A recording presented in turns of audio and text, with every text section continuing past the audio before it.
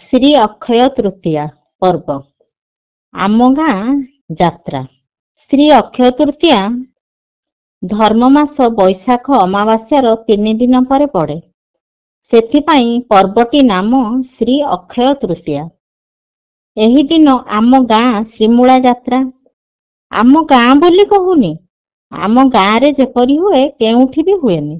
तार कारण है सबुठी धान अनुकूल हुए सत, हेले आम गाँ रे सभिए भार धरी एका बेले जाती आउ अखिमुठी बुणी फेरी आसती। जाती पटुआर रे आउ फेरती मध्य पटुआर रे।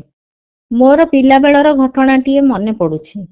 गोटे थर मो बाबा जिलापालठू आरंभ करी जिलार सबु कर्मकर्ता नहीं पर्वटी को पालिथिले। बहु आडंबर रे भारी आनंद लागिथिला। आज भी आखि आगरे भासी आसे से दृश्य। आउ मध्य पर्वटी को नहीं रही मो गाँर कथा कहानी। आम गाँ रे अधिकांश अलेख धर्मावलंबी थिबारु ग्रामदेवी सिंहेश्वरी बाउती व्यतीत देवादेवी मंदिर नाही। गाँरु उठी जाइथिबा रगड़ा साही रे अछि जणे बाबा करिथिबा मंदिरटीए। अलेख धर्मी थिबारु गाँ रे नथिला जानी जातरा, हेले कष्ट लाघव पाई मन आनंद पाई तो पर्वटीए लोड़ा ना। से दृष्टि बहु भावी बापा जेजे बापा राजीव बेहरा एई जात्रार शुभारंभ करथिले। केते उन्नत चिंताधारा। ग्रामर नाम श्रीमूला।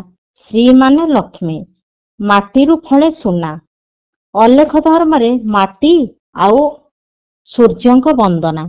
सभिंक मन बुझी बहु कल्पना जल्पना नहीं जात्रा आरंभ।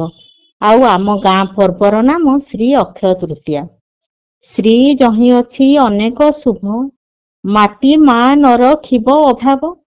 श्री जही अछि अनेक शुभ, माटी मा नर खिब अभाव।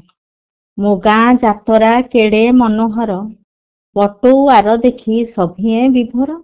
मो गाँ जातरा केड़े मनोहर, पटुआर देखी सभिए विभोर।